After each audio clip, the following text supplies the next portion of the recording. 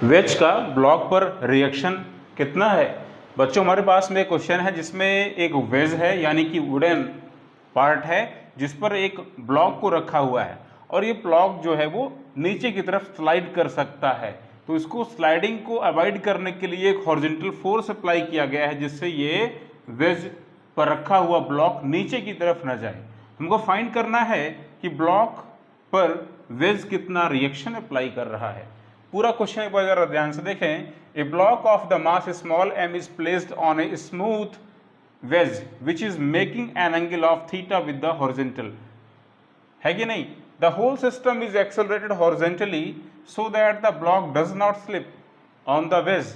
Find the force exerted by the wedge on the block.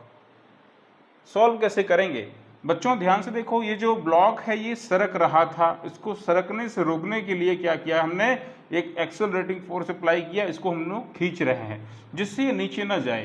क्या हो रहा है जरा ध्यान से देखिए।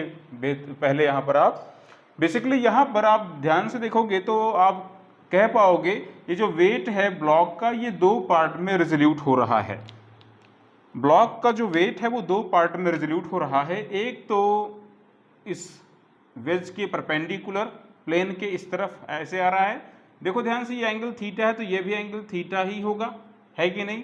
तो जरा मुझे बताओ वेट का कौन सा कंपोनेंट इस तरफ आ रहा होगा। ये आ रहा होगा आपका mg cos थीटा, और एक कंपोनेंट वेट का वो अलोंग द प्लेन डाउनवर्ड होगा। क्या होगा, mg sin थीटा। इस mg sin थीटा की वजह से ये नीचे की तरफ सरक रहा था, मगर इसको रोकने के लिए हमने एक फोर्स अप्लाई किया। तो जरा देखो ये फोर्स क्या कर रहा है। बेसिकली ये जो फोर्स अप्लाई किया गया है ये भी दो पार्ट में ब्रेक हो रहा है। अगर हम इस को आगे बढ़ाएं लाइन को तो देखो ये एंगल थीटा है तो ये भी एंगल थीटा ही बनेगा अपना, है कि नहीं। ये एंगल भी थीटा ही बनेगा, है कि नहीं। देखो अगर दो पैरेलल लाइंस को कोई ट्रांसवर्सल कट करे तो करस्पॉन्डिंग एंगल सेम बनते हैं, ये थीटा ये भी थीटा हो जाएगा। तो फोर्स भी ये जो था ये दो पार्ट में रिजोल्यूट हो जाएगा। पहला जो पार्ट होगा वो हो जाएगा अलोंग द प्लेन अपवर्ड ऊपर की तरफ, और ये कितना बनेगा बताओ, एफ कॉस थीटा, है कि नहीं। जो एक्सटर्नल फोर्स अप्लाई किया गया यही एफ कॉस थीटा इस mg साइन थीटा को बैलेंस कर दे रहा है जिससे नीचे की तरफ नहीं जा रहा है। दूसरा वाला पार्ट किस तरफ आएगा, दूसरा वाला पार्ट डाउनवर्ड डायरेक्शन में, है ना, नॉर्मल टू द प्लेन आ रहा होगा। कितना आ रहा होगा, एफ साइन थीटा। तो जरा देखो यहां पर पहले हम नोट कर लेते हैं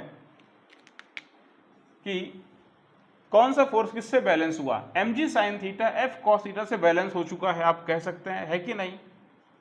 तो mg sine theta equals F cos theta.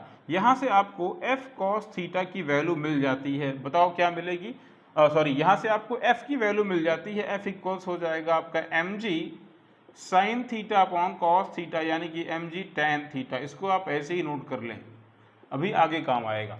अब हमको फाइंड करना है जो रिएक्शन इस ब्लॉक पर वेज अप्लाई कर रहा है। भाई वेज पर ये ब्लॉक रखा हुआ है तो एक रिएक्शन लग रहा होगा, है कि नहीं। नॉर्मली इस रिएक्शन को जरा ध्यान से देखो, ये रिएक्शन किससे बैलेंस हो रही है, तो ये रिएक्शन mg cos थीटा और f sin थीटा से बैलेंस हो रही है। तो हम कह सकते हैं यहाँ पर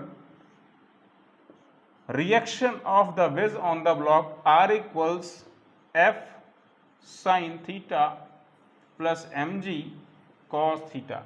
आप एक्सटर्नल फोर्स की वैल्यू को लाकर यहाँ रख दीजिए, ये हो जाएगा आपका mg sine theta upon cos theta into sine theta, पहले से ही है ना ये, प्लस mg cos थीटा। इन सबको सिंप्लीफाई कीजिए, क्या मिलेगा, mg sine square theta plus mg cos square theta whole upon cos theta.